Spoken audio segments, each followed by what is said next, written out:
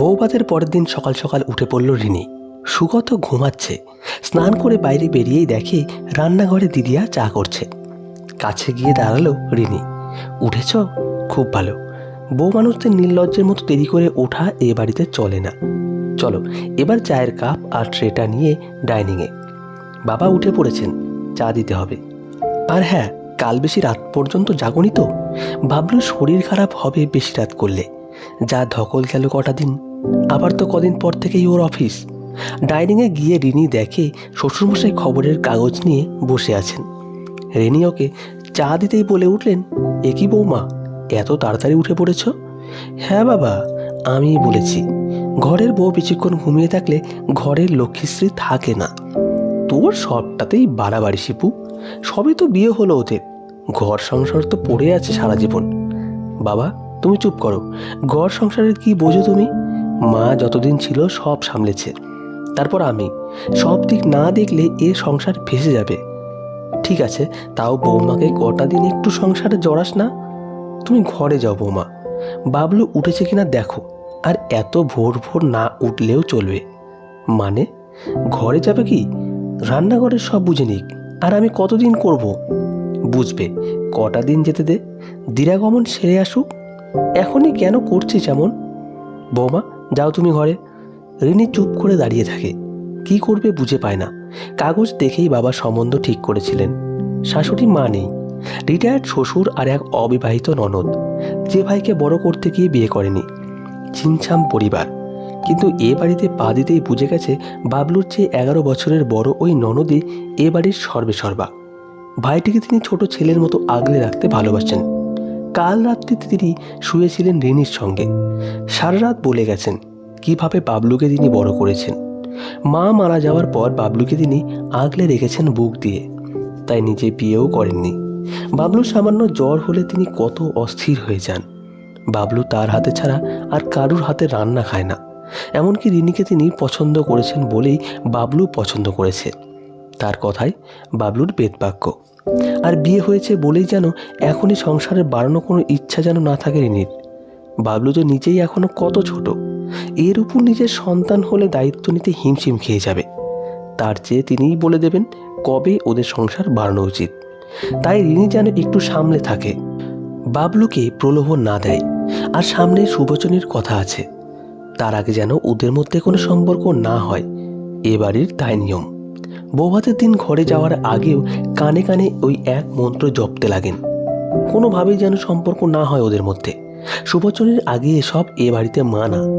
সুগত অবশ্য ওকে একটা আংটি পরিয়ে দিয়ে শুভরাত্রি বলে ঘুমিয়ে পড়েছিল। অসহ্য লাগছিল রিনির, বড় অপমানিত বোধ করছিল। কিন্তু নতুন বউ আগ বাড়িয়ে কথা বলাটা অশোভন লেগেছিল ওর কাছে। সারা রাত ঘুমোয়নিও। যে কজন আত্মীয় দূর থেকে এসেছিলেন ফিরবার তোড়জোড় শুরু করলেন। সবার সঙ্গে হাসি মুখে কথা বলল রিনি। বিকেলের মধ্যেই বাড়ি ফাঁকা। সেই রাতেও ওই এক গল্প। ননদ বলে দিলেন পই পই করে, লোভ সংবরণ করে থেকো, তাতে তোমাদেরই মঙ্গল। সুগত সেদিন রাতে অন্য মানুষ। বলল আগের দিনও ও খুব টায়ার্ড ছিল বলে রিনির সঙ্গে কথাও বলতে পারেনি ভালো করে।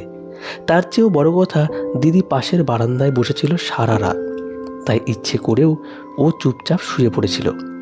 রিনি কিছু বলতে যাবে, হঠাৎ দরজায় টকটক আওয়াজ। দিদির গলা ভেসে আসে, ঘুমোসনি এখনো? সুগত বলে, হ্যাঁ দিদিয়া, তুমি যাও, ঘুমোচ্ছি। রিনি রাগ করে পাশে ফিরে শুয়ে পড়ল। সুগতও সঙ্গে সঙ্গে পাশ ফিরে শুয়ে পড়ল।